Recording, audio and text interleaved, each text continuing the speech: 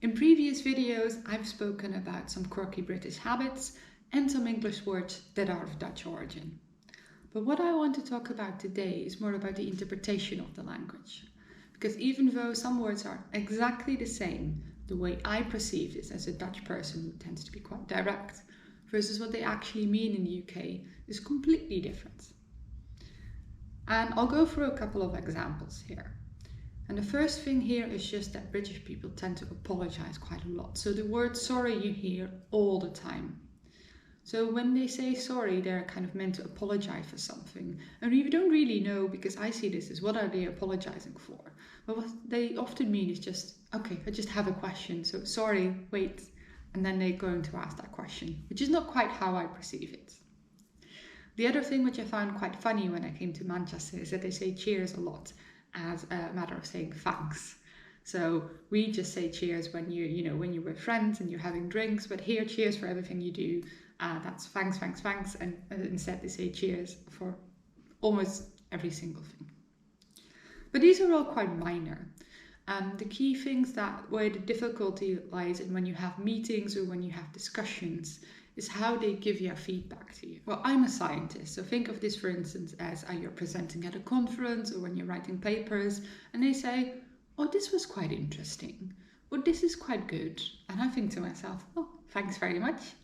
But what I realized afterwards is if you would get like a review and it starts with, this was quite an interesting paper, what they actually mean is they really didn't like it at all. So where I'm starting to expect something like, oh, quite good feedback is going my way. Or when they say, oh, I almost agree with this. Or when they say something like, oh, with the greatest respect, I hear what you say.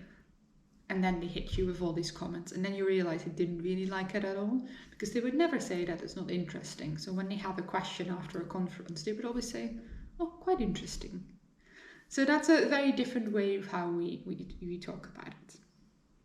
So this all sounds quite negative, but how do you actually know that English people like what you've presented or like what you showed to them?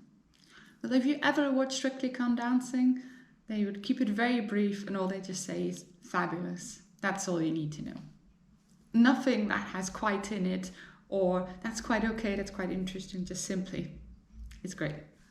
And things where this British politeness comes into play is you can look up some typical British sayings where they say things like, ooh, can I just borrow you? And you think like, okay, this should be fine. This is just going to be a quick chat.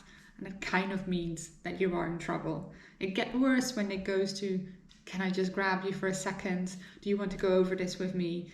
And then if you need to have a quick word, that's even like an extra step on top of that. So I think what you do learn from this is that you realize that if they actually want to talk to you, don't let this slide, but just respond to this immediately. The other thing that I realize is that British people don't very much tend to have people over at their home. So a lot of invitations are more kind of just trying to be polite rather than anything else. And they say, like, they would randomly say to you, oh, you must come over for dinner, or you must stay with us. And if you're a Dutch person, you would almost be standing there with your diary and starting to plan in something, because Dutch people do tend to plan it like a lot of time in advance. There's nothing kind of improvised here. But actually, there's nothing more of them just being polite, and no one is actually expecting you to take up this invitation. So that's very different of how we kind of receive these things. And whereas in the Netherlands you would often tend to have people over at your home, in the UK I realize it's much more common to meet people outside of your home. So how do you kind of bridge that gap, and how do you make sure there's no miscommunication? I think for a long time I tried to adapt my language to, as a British person, to try and soften my language somewhat. And then I realized that doesn't work quite either. They still know I'm Dutch, so they kind of expect from me, and I think you've even seen that in Ted Lasso, where there was a Dutch person who was supposed to be the truth teller and just said everything that he just thought of without having any filter. So people know I'm Dutch, so they're kind of used to like a different way of communicating.